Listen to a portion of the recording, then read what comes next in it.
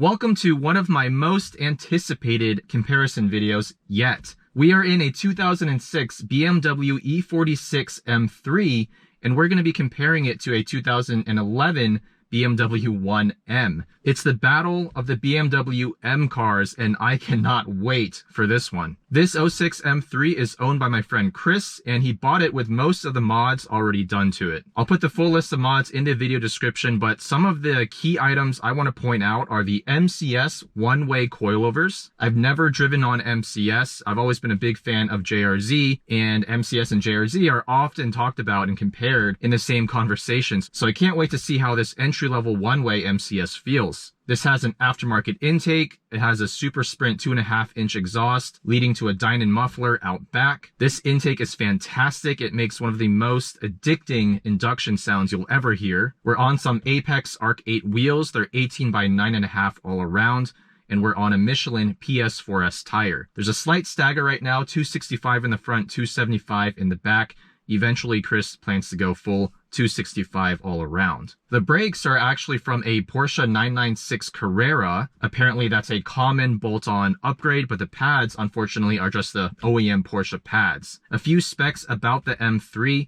Of course, it's powered by the legendary S54 engine. It's a 3.2-liter naturally aspirated straight six and made 333 horsepower and 262 pound-feet when new. Peak power comes on at 7,900 RPM, and the rev limiter is 8,250. Chris mentioned that this particular car with the bolt-ons and a custom tune actually dynoed at 330 to the wheels, so about 50 horsepower more than stock, but still an accurate representation of what this car is like to drive with just a few upgrades in various areas: the suspension, the brakes, the engine. It shouldn't be too dissimilar from a stock E46, just improved in all of those ways. It's an OEM plus build, if you will. Of course, we have a hydraulic steering rack. It was originally an SMG car, but the previous owners swapped it to a 6-speed manual. Interesting because the steering wheel, I feel like, is slightly tilted to the left. We're not going to turn on sport mode because that makes the throttle hypersensitive. And before we get going here, a quick word on the interior of the E46. It is timeless. Everything about this car, inside and out, is timeless. Love the styling. It has always been my very favorite looking M car, and this one is so minty fresh. Even though it has over 113,000 miles, it's been taken care of, you can tell. Obviously, we do have an aftermarket Recaro Pole Position seat, but it fits the theme of the car really nicely. This does have the sunroof. This car weighs in at around 3,400 pounds when stock, but I think with these upgrades, closer to maybe mid 3,300s. 6-speed manual, limited slip diff out back. Should be a good time.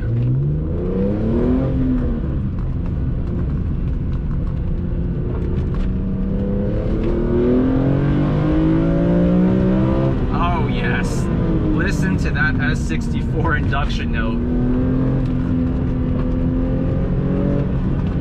And if you make it halfway through this video, I'll show you guys what this engine sounds like with the windows down. This aftermarket intake sounds absurd. Oh wow. I am in love. This car speaks to my soul.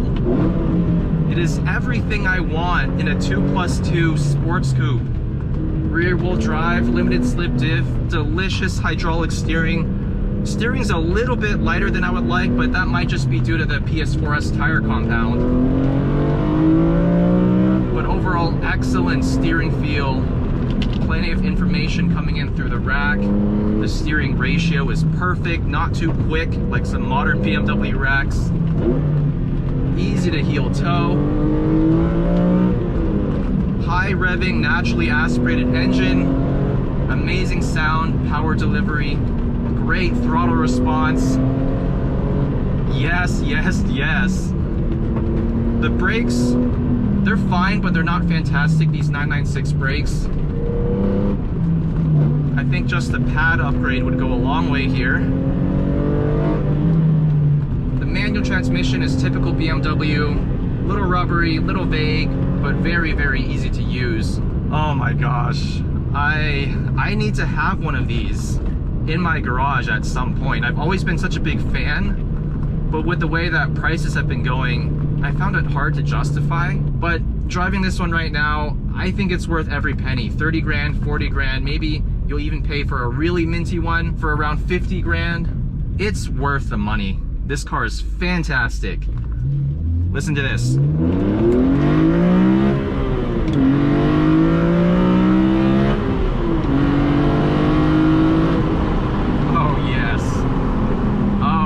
That induction note. I guess I rolled the window down a little early.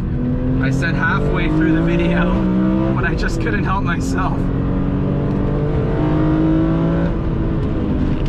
And look, the car still feels properly quick, even, what, over 20 years after it was released?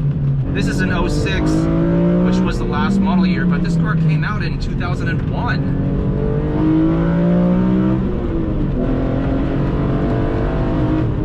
Much grip and balance and composure. MCS coilovers feel absolutely fantastic. Even though these are just one-way coilovers, let's pull over here for a sec, make some space. They feel on par with any one-way JRZ I've ever driven. What a ridiculously fun car to drive. Even though it's, you know, around 3,400 pounds, not exactly a lightweight, it still feels light on its feet. It's more nimble than you would think. It has a relatively long wheelbase, at least it's going to be longer than that 1M's wheelbase, and that gives it a sure-footedness. It makes it feel very stable at high speed and low speed, and that's one thing I really love about the E46 chassis.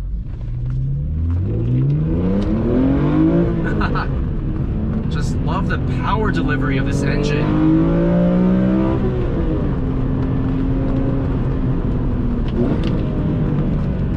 It's so easy to control this car with the throttle. It just loves to turn.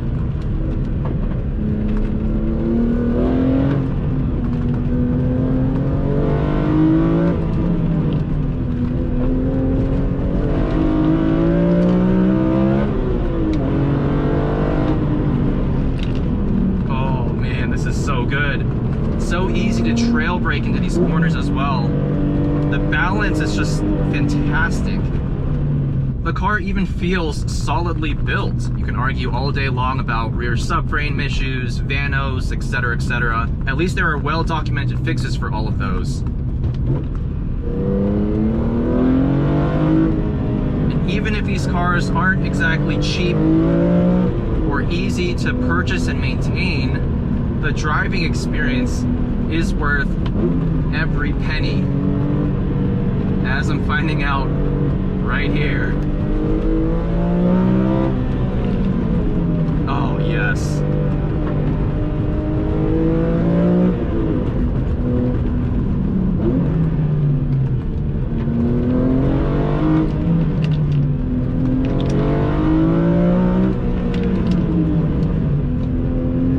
Trail braking works so well in this car. Turn it without really using that much steering input, or rather not forcing the steering input. You can use the throttle and brakes to get the car pointed where you want.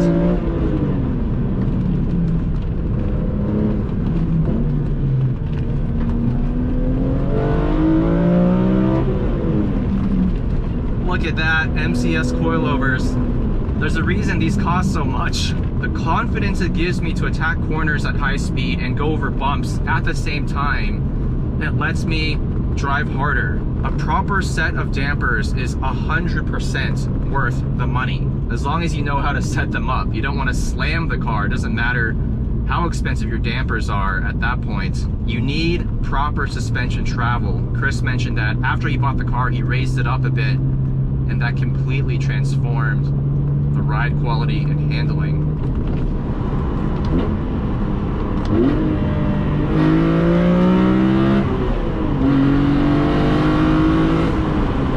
Oh, wow. Wow, wow, wow. This is one of the all-time great driver's cars, and probably my favorite BMW ever. Or is it? We have to drive that 1M and put this question to bed. It's been a while since I've driven a 1M. I reviewed a stock example several years ago, and I was completely smitten with that car as well. That one easily beat out the first gen base M2 that I compared it against. So let's see if it can still retain its place in my heart as one of the best BMW driver's cars of all time.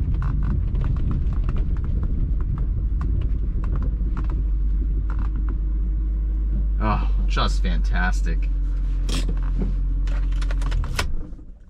And that brings us to the 2011 BMW 1M, one of my favorite M cars of all time. My buddy Sarang bought this not too long ago, and it's basically stock outside of an exhaust. So not exactly an apples to apples comparison between these two examples, but I'm going to try to focus on more of the fundamental differences between these two platforms versus the difference in the mods. So the 1M was basically a BMW Skunk Works project. It's a parts bin special. It takes a lot of parts from the E82 BMW M3 and throws them on the 1 Series chassis. We have the brakes, the rear suspension, and the rear LSD all taken from the M3. But we're powered by a pretty run-of-the-mill N54 engine. It's the engine from the Z4 S-Drive 35IS. It's a twin-turbo 3-liter straight 6. It makes 335 horsepower, 332 pound-feet of torque. But if you put your foot all the way down, I think past 80% throttle,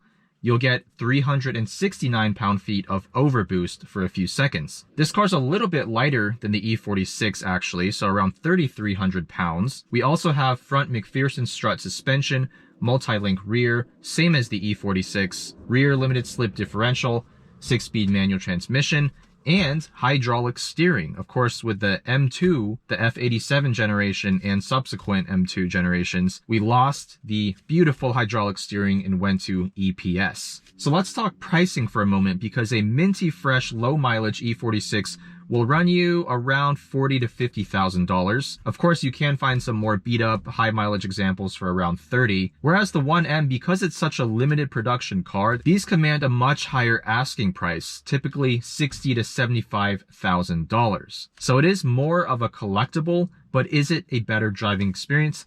That's what we're gonna find out. Of course, the sound of this straight 6 is muffled a bit by the twin turbos. Redline is right around 7,000 RPM. Before we get going here, impressions of the interior.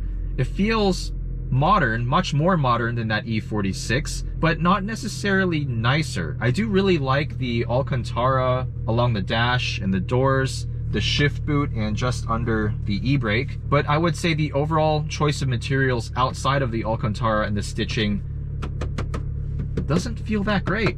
It feels like a 1 Series, because it is. The E46 has a slightly more solidly built feeling to it. Also, we're sitting a lot higher up. Obviously, this is a stock seat, so it's not really fair to compare that against the E46.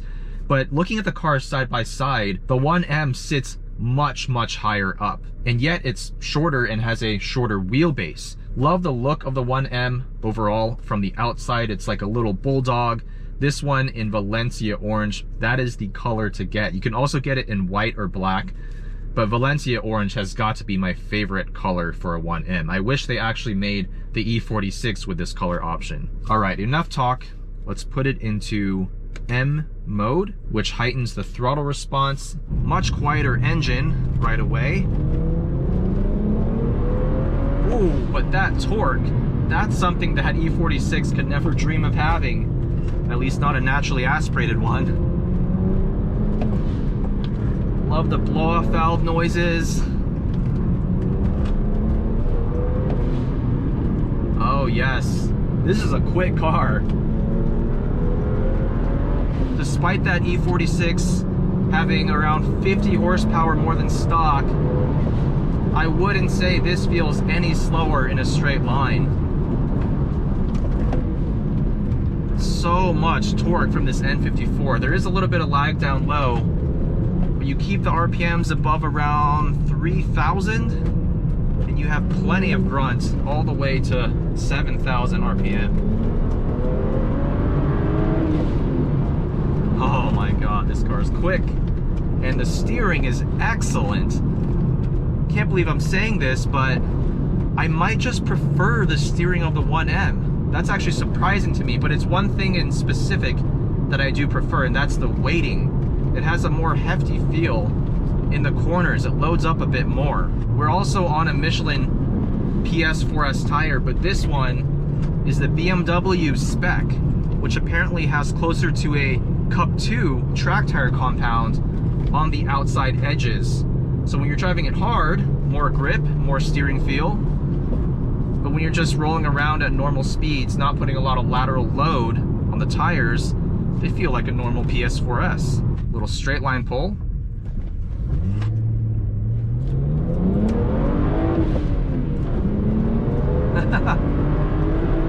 The thrust from this engine, it is addicting in a very different way to that S64 in the E46. This is all about that torque, that mid-range shove.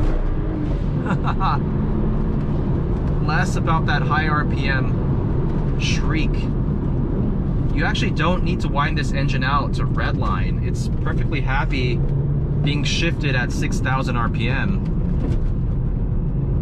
Really good steering feel. Center of gravity does feel a bit higher, and I can definitely feel that short wheelbase.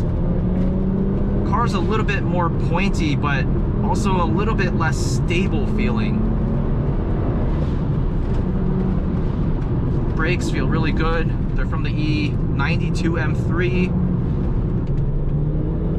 See, the difference is that with this car, I can use third gear and lean on the mid-range torque coming out of these corners.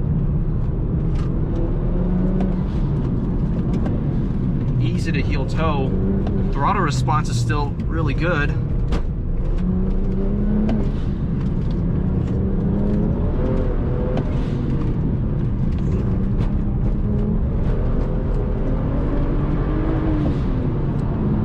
That LSD taken straight from the E92 M3 doing its job very well here. This car loves to go sideways, just like that E46, but it's a little bit different in how it handles going sideways. The E46, I really feel like you can trail brake it in a bit more effectively, and you can really use that linear power delivery to get exactly how much oversteer you want. Whereas the 1M is a little more unruly. Also, this short wheelbase makes the car a little bit snappier. You know what? Maybe I'll take back what I said earlier about the steering feel differences between these two cars. I do think the E46 steering is a little too light for my liking, which is not a problem with the 1M, but I do have the sense that the E46 might have just a tad more steering feedback. Both of these cars have amazing steering, and I would argue that no BMW since, with EPS at least, has been able to match this level of steering feel. Even the E92 M3 with its hydraulic rack, I think doesn't steer as well as this one. There's no slop on center. I mean, it is really, really direct. Also, I was ready to be very disappointed by this stock suspension versus those high-end MCS dampers on the E46, but surprisingly, I'm actually really happy with the stock suspension. I feel like it's a really good balance of comfort, daily drivability, and that firmness you'd want for hard canyon driving. I think it does a really good job out here. And when you're just putting around at low speed, low RPM, this car undeniably is more refined. It is just a more modern BMW. It's got more creature comforts, probably a bit more sound deadening, if I had to guess. And of course, the engine is far quieter. It's less raucous.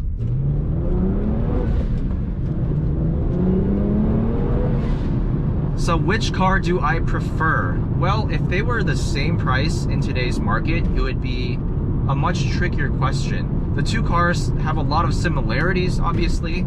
On paper, they make almost the same amount of power. They weigh about the same. Front engine, rear drive, usable back seat, limited slip diff, manual transmission, etc., etc. But obviously, there's also differences. The way these cars handle at the limit. One with a slightly longer wheelbase and probably lower center of gravity, being the E46 M3, and then the 1M having a slightly more raucous personality with its twin turbo torque and the antics provided by its short wheelbase. But when I look at what these cars cost on the market today, around 30 to 50 grand for an E46, versus 60 to 75 for a 1M. Unless you're a collector, I think the E46 provides, at least for me and my driving style, an even more rewarding experience. Plus the fact that you can actually find examples of these for $30,000. I think it's an easy victory, but I wouldn't be mad at all if I had a 1M in my garage either. That being said, guys, a big thank you to Chris and Sarang for letting me review their BMW M cars. Let me know what you think of this comparison. Which would you have in your garage? Thank you guys for watching, and I'll see you in the next one.